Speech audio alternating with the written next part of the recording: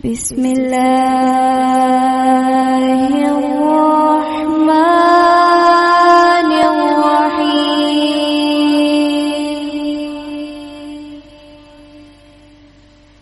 तबारकल्लज़ी बियदिहिल मुल्कु व हुवा अला कुल्लि शैइन क़दीर।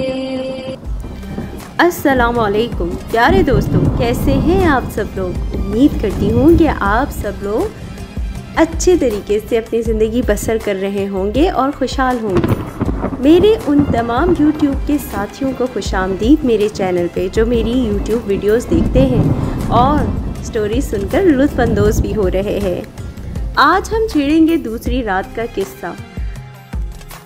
जैसा कि आप जानते हैं कि शहरज़ाद को बादशाह सलामत ने बिल्कुल भी कुछ नहीं कहा और दूसरी रात के किस्से के लिए उन्होंने कहा कि मैं दूसरे दिन सुनूंगा। तो आइए इसे आगे बढ़ाते हैं। दूसरी रात क्या हुआ? जब दूसरी रात हुई तो दुनियाज़ाद ने अपनी बहन शहरज़ाद से कहा कि बहन, अपनी वो कहानी सौदागर और देव वाली पूरी कर। इसने कहा, बसर व चश्म बशर्तिया कि बादशाह सलामत मुझे इजाज़त दें। बादशाह ने कहा, हाँ कह दो। इसने कहा कि ए नेक बख्त बादशाह और ए रहबरे आका, मैंने सुना है कि जब सौदागर ने बछड़े के ज़बा करने का इरादा किया तो इसका दिल कुढ़ा और इसने चरवाहे से कहा कि इस बछड़े को ले जाकर वो जानवरों में छोड़ दे। बुढ़ा इस किस्से को देव से बयान कर रहा था और देव को इस अजीब व गरीब किस्से पर तहज्जुब हो रहा था। हिरनी वाले बुढ़े ने कहा, ए देवों के सरताज, ये बातें हो रही थी और मेरी चचीरी बहन ये हिरनी अपनी आंखों से देख रही थी और कहती जाती थी कि इस बछड़े को ज़बा कर क्योंकि वो बहुत मोटा ताज़ा है। लेकिन मेरा दिल इसके ज़बा करने के ख्याल से कुढ़ता था।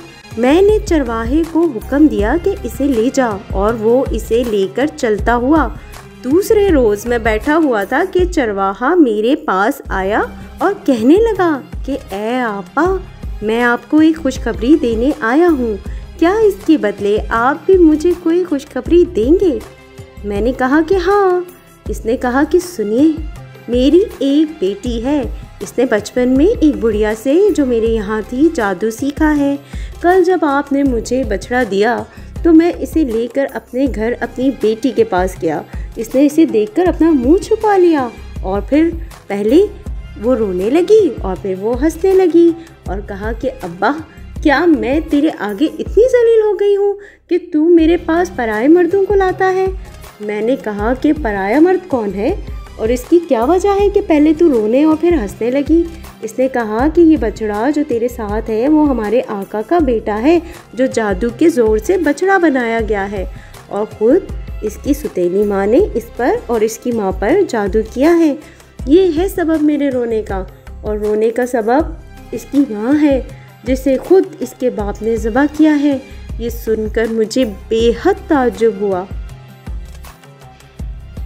और अभी पो ना फूटी थी कि मैं आपके पास आया और सारा माजरा सुनाया। ए देव, जब मैंने चरवाहे से ये बातें सुनी तो मैं इसके साथ बाहर निकला और मुझे इतनी खुशी थी कि मैं बिन पिए मस्त हो गया था। जब मैं इसके मकान पर पहुंचा तो चरवाहे की बेटी ने मेरा खैर मकदम किया और मेरे हाथों को बोसा दिया। फिर बछड़ा मेरे पास दौड़ा हुआ आया और ज़मीन पर लौटने लगा। मैंने चरवाहे की लड़की से कहा, जो कुछ तूने इस बछड़े की बाबत कहा है क्या वो सच है? इसने जवाब दिया कि जी हाँ हजूर, वो आपका बेटा और आपका लख्ते जिगर है। मैंने कहा कि अगर तू इसे असली शक्ल में ले आए तो मैं तेरा जिस कदर माल और मवेशी तेरे बाप के सुपुर्द हैं सब तेरे ही हो जाएंगे। वो मुस्कुराई और कहने लगी कि आका, बगैर दो शर्तों के मुझे आपके माल की ज़रूरत नहीं है। पहली शर्त यह है कि आप इसकी शादी मेरे साथ कर देंगे और दूसरी ये है कि जिसने इस पर जादू किया है इस पर भी जादू करूं और इसे कैद करूं, वरना इसके मकर से मैं महफूज नहीं रह सकती। ए देव, जब मैंने चरवाहे की बेटी से ये बातें सुनी तो मैंने कहा कि अलावा इसके जो मांगती है तमाम जानवर और माल जो तेरे बाप की सुपुर्दगी में है सब तेरे हैं और मेरी चचीरी बहन अखून भी तेरे लिए मिबा है। जब इसने ये सुना तो वो एक कटोरा लाई और इसमें पानी भरा और इस पर कुछ पढ़कर फूंका और पानी को बछड़े के ऊपर छिड़का और कहा कि अगर तू वाकई बछड़ा है और खुदा ने तुझे बछड़ा ही पैदा किया है तो इसी शक्ल में रह और सूरत तब्दील न कर, और अगर तुझ पर जादू किया गया है तो खुदा के हुक्म से अपनी असल शक्ल में आ जा। इसने ये कहा था कि बछड़ा अपनी शक्ल बदलकर इंसान बन गया।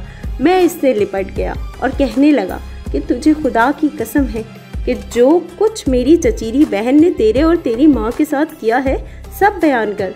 इसने सारी सरगश्त बयान कर दी।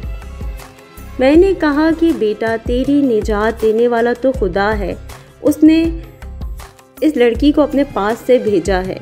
ऐ दियो, इसके बाद इसने इसकी शादी चरवाहे की बेटी से कर दी। फिर इसने मेरी चचीरी बहन को जादू के ज़ोर से इस हिन्नी की शक्ल में तब्दील कर दिया और मुझसे कहने लगी कि ये अच्छी सूरत है, बुरी होती तो आंखों को तकलीफ़ पहुंचती। इसके बाद चरवाहे की लड़की रात दिन हमारे साथ रहने लगी, यहाँ तक कि अल्लाह मियाँ ने इसे अपने पास बुला लिया।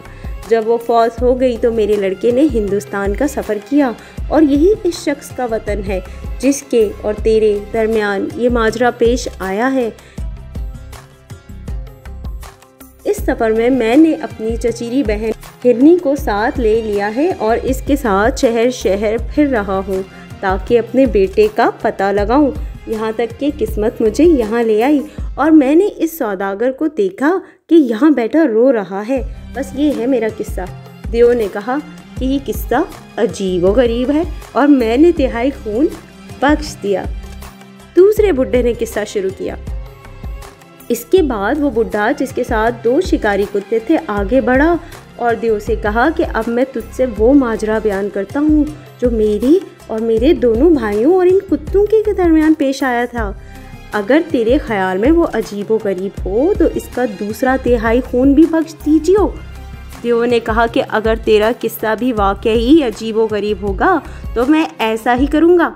बुड्ढे ने कहा, ऐ दियों के सरताज सुन, ये दोनों कुत्ते मेरे 2 भाई हैं और मैं तीसरा भाई हूँ। प्यारे दोस्तों, अभी तक के लिए इतना ही। फिर मैं आऊँगी अगली वीडियो में, वहाँ मैं आपसे बयान करूँगी दूसरे बुड्ढे का किस्सा। तब तक के लिए इजाज़त दीजिए अस्मा तैमूर को। अल्लाह हाफिज़।